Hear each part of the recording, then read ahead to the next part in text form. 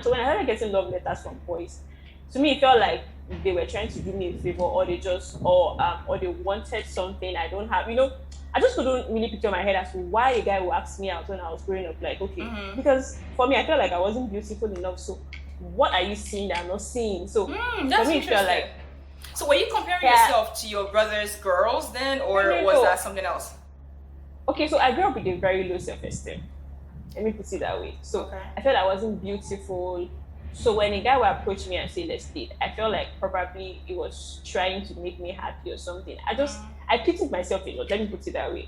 So it didn't make sense to me why a guy would come up to me. I remember when I was in SS3, there was this guy in my class who was very popular. Like, he was the ladies' man. And then he came to ask me out. I'm like, dude, I don't get what happened to you. And so he was like, oh, he likes me, I'm gentle, I'm cool, I'm all of that. And the crazy thing was, I just didn't believe him. I felt like it was a lie or something, or he just wanted to just mark register. For me, I felt like they wanted to mark register or something, or tell people that, oh, I've asked her out or something like that. So I was even going to say yes to him. He asked me out on Friday. My plan was to say yes to him Monday morning.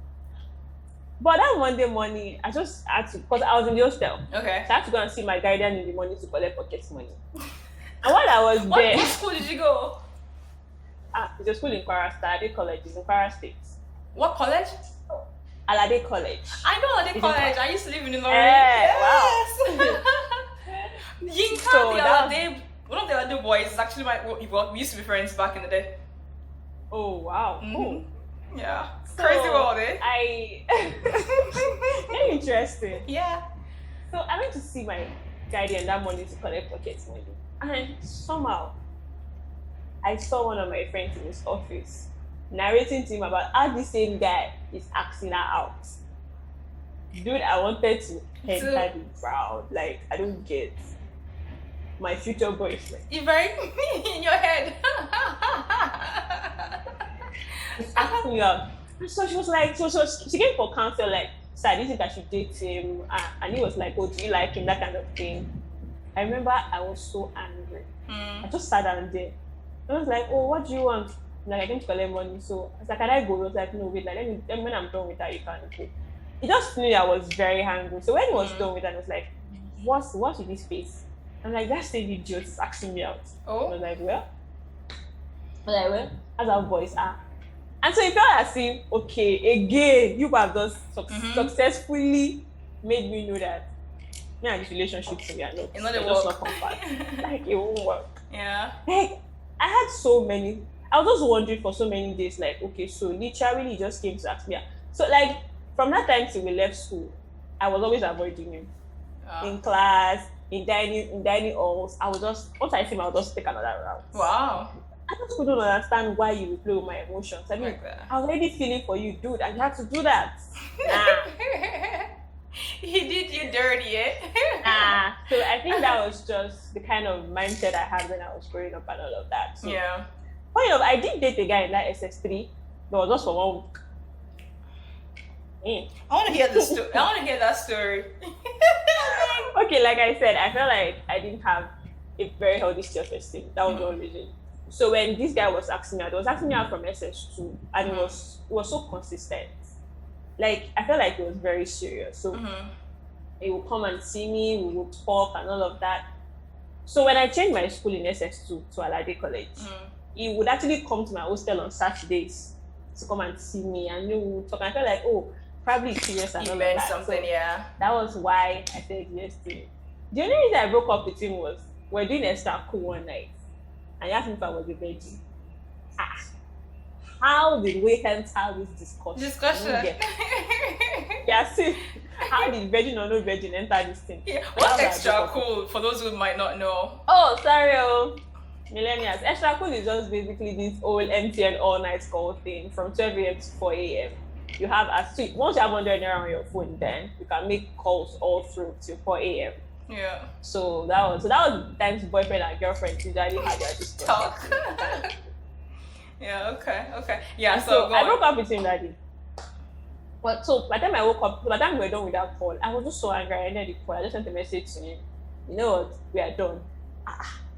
I remember he called and called. I didn't pick his call again. I just ignored him all through. Like, no, I don't get why anyone would do this to me. Why are you asking? I didn't even bother telling him this was the reason, right? I just told him I'm not interested again. And I remember he sent messages, begged me, sent people to beg me. Now he sent one of his friends to come and look for me and beg me. I'm like, nah, I'm done. Like the guy was still basically on my neck, but like 2 years or 3 years later, it was still like, okay, you know, I'm a changed person. That was in the past. I don't want sex. I just want you. Okay, so I'm getting two things that I'm actually going to go ahead and explore a little bit. Your self-esteem, right? Where did your self-esteem? Where did that? What happened? I feel like you had a good enough relationship with your siblings. Where did that stem from? And then you knowing for sure that you didn't. Your virginity or not virginity being an issue, right? Let's explore those at a time. Okay, so my self-esteem came from while I was growing up. So I used to have bow legs. My mom used to love those. Which is so weird. My mom loved those legs, yeah. And so I would enter a place and then I would see people laughing and I felt like they were laughing at me. And so I had this experience. There was a day I went to see my dad at work. Mm-hmm. So while I was done, I was coming back and then I met this is co-worker. She was like, what kind of child are you? Can't you straighten? Let me say it in Yoruba. Like she was like, why are my legs not straight? Like I don't, and I feel like, was that my fault? So I remember crying all the way home. That like, how is it my fault that my legs are not straight? I don't get it. I was in primary school. Let me say something here. Dear Nigerians, mind your business. Like, mind your business. How can you say that to a child? Like, I was in primary school. Oh my God. And I remember that word was really, like, I took it to heart for a long while. I'm sorry. I felt like, okay, you know, she made me feel like, okay, I would try, okay, I would wake up in the morning, stand up, and I wanted to do everything possible to make the leg straight. And then it didn't actually get better when they were not bullying me in school again. Like, my classmates would literally laugh at me, call me names. I had a nickname in secondary school, open brackets, close brackets. Like, that is not funny. That is so mean. I'm so sorry.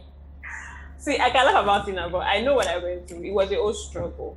Like, I wanted to tell my parents to change my school, but I felt like even if they change it, am I not going to experience the same thing in another school? I didn't even tell them anything. Like, I just tried. So I would go to school some days. I remember that was one day we were having inter-house sports. Mm-hmm. So they called different houses to come and run. And I already told my games teacher, I cannot run. I was like, no, I don't care. People must run. So they pushed me to the field and, you know, I took last position. My classmates were seriously laughing. Like, say you're legs like Tolu on the field. As it was so, like, I remember that day I was crying all through. You know, these guys, it was even not just the guys, it was the girls too. Like, I remember there was a scenario in my secondary school where these girls came to pour ashes on my head. Like, they sat me down on the floor, poured ashes on my head, beat me. For your legs? I'm not about my legs, so you see, you know, when I said that I experienced bullying, it wasn't about my legs alone. It felt like everybody just hated me. So this is actually it. What happened was my school was, Alade uses a pleated skirts. Yeah. And so in my house, I have all brothers around me. Nobody can iron that pleating. So once I wash my uniform, my brothers help me iron, but they don't know how to do the whole pleating thing. So I always have to just go to school like that. And these girls will laugh at me, call me different, look at your skirts. I remember going to one of them in the hostel. Can you please help me iron? Yeah. And no. And hey, these girls made me feel like I was nothing. Like, they would call me different names, like insult me in class, sing about me like while I was there. And wow. I remember, like, I couldn't even, I don't think I had a friend in my secondary school. I don't think I did. Even if I had, maybe it was an on and off thing because nobody really wanted to be with me. And the crazy thing was I was brilliant. That's the worst part. So, these girls will come, bully me, like tap my head. I will even do assignments for them. Oh Lord. And then, I really wanted to just fit in. I did everything I could to fit in. So, for me, that's why I feel like if a guy is asking me out, I mean, what's your why? I know I'm not the cutest. I know I'm not. I know nobody likes me. So why are you coming? And then there was this guy in my class too who was short, bright, style bright. It was both of us were bullying at the same time. So it was like they were facing. At the point of it was brilliant too. Wow. So they would literally bully both of us, call us different names in class. See, the first time I stood up to my bully was in SS3. I guess I just had enough from JSS1. I mean, it's enough for anybody. Right. So that day, when they hostel, I think we had beans that night or something. And it was a food that we didn't eat. So everybody was hungry. And she was like, oh, who's going to, like, guys, let's cook up something to eat, And so I was like, oh, what do you want? She was like, oh, who's going to provide Maggie? So I was like, oh, I'm going to get Maggie. So like, okay, I should go and get it. So I actually thought I knew someone who had. So I went back. She was like, oh, my Maggie is finished too. And I went back and told her, I can't find Maggie. This guy insulted me. Like, she called me different names. That's why you don't know anything. You're stupid. You're not smart. You're dull. All of that. Because of Maggie or something else. I just didn't get.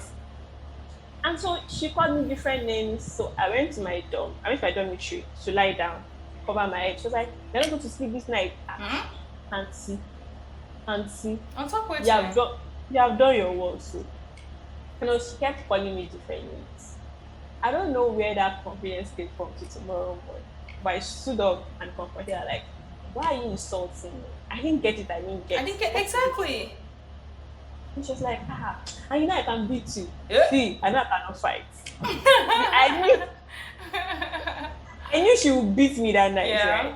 But the funniest part was, I think everybody had been waiting for me to talk. So everybody stood up and was like, oh yeah, what's going to happen here? So I was like, what are you going to do? You're going to beat me. That's what you can do. Beat me. They're like, hey, I will beat you. I was like, oh yeah, touch me now. In short, I guess the old me being confident and all just made at ease and just went back to idolatry. But I experienced that the crazy thing was we were already writing our YX then. So I felt like, what would I have done this earlier? Like maybe. Yeah. So I think that was just why I felt like nobody wanted me and all of that. And the crazy thing was the fact that my brothers were quite popular in school. Okay. So by the time when my brothers were still in school, nobody dared touch me because of them. Right. But the minute they left, it was like they'd been waiting. Your coverings were gone. The minute my brothers left like this, so that was just the old bullying. See, I don't want to go into details of the bullying, but it was crazy. To be honest, it was crazy. I had a crazy experience all through my secondary school. It was like I woke up every morning dreading, like I didn't want to go to school. Not because I didn't like school, but because I felt nobody wanted me there. I remember going to my dad in SS3 and I was begging to change my school. And he was like, why should I change this? I couldn't give you a tangible reason. He kept asking me, okay, I get you, but why should I change this? Because this is expensive with this child. And I said, you don't understand. I don't like that school anymore. He was like, okay, give me That's not a good reason. Are they not teaching you well? I never said they are not teaching me well. Though. You will match my school tomorrow morning and confront our principal. So I couldn't say they're not teaching us well. I just didn't know what to say. I was like, sister, you're not convincing me. You're not changing your school. So it was like I was in that same system for more than 5 years, and it was just so terrible. Yeah. And I don't wish that on anybody I know. Like bullying is crazy. Bullying is crazy. Yeah, we all really need to do better as education system in Nigeria. As human beings, as teenagers, as young adults, also as parents. Like exactly. I feel like if we had that avenue to report and just talk to our parents, talk to our teachers even more, bullying would probably reduce a little bit. But yeah.